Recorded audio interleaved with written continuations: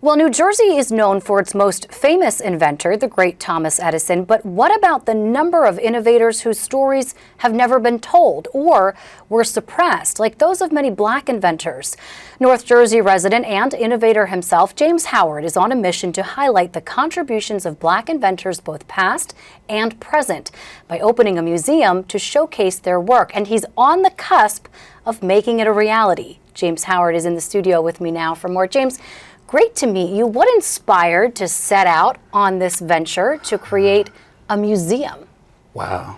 I would say about 4 years ago, I was sitting in a studio similar to this, except it was virtual. And the producer at the end of that show had asked me, he says, James, you know so much about black inventors and you know so much about history.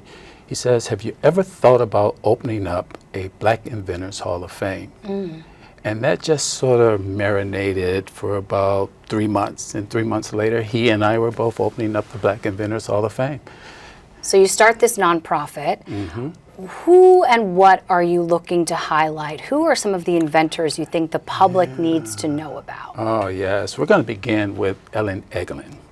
She is a domestic servant from Washington, D.C., who in 1888 designed a clothes wringing device that revolutionized that industry.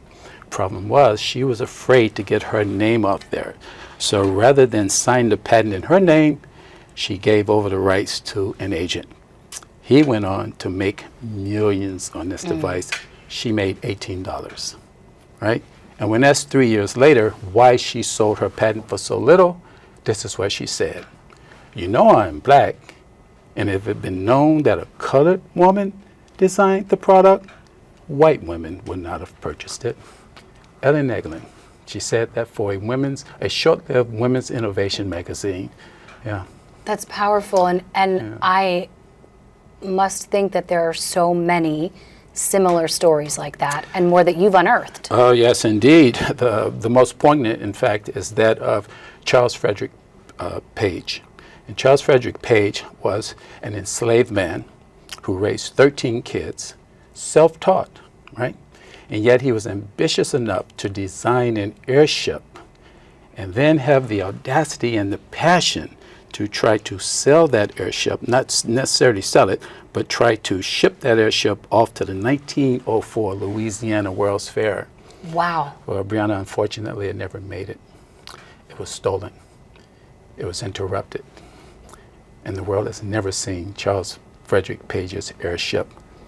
However, we are, in fact, building and recreating the airship for the museum. So guests will be able to come and see for the first time what this man envisioned, right? The largeness, the grandeur. And he had pawned all of his hopes and dreams into having that airship arrive at the Louisiana World's Fair because it was a competition. And everyone around the world submitted their planes and their airships and everything. His never made it. But here's an interesting fact. He acquired his patent 2 years later, exactly 42 days before the Wright brothers attained their patent. Wow. Now think about that. I mean, that is remarkable. Yeah. And the way that changes the course of history, right? Precisely. So, I mean, you're a historian also Yes. by trade, and a lot of research has to go into this.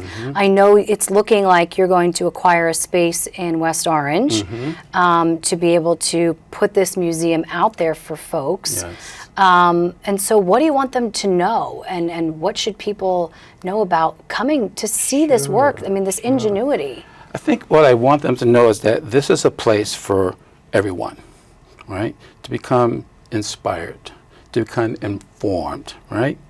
And there's this humanistic quality in all of us that just wants to know how others achieved, right? And at the core of my mission is to influence young, impressionable black kids who will see for the first time that this is a story with Charles Frederick Page, as you mentioned about history. This is a story that no one knows about. And can you imagine that if his dream had not been interrupted, how many more young, impressionable kids may have aspired to be pilots, Right. right? May have aspired to be engineers, and may have aspired to dream big.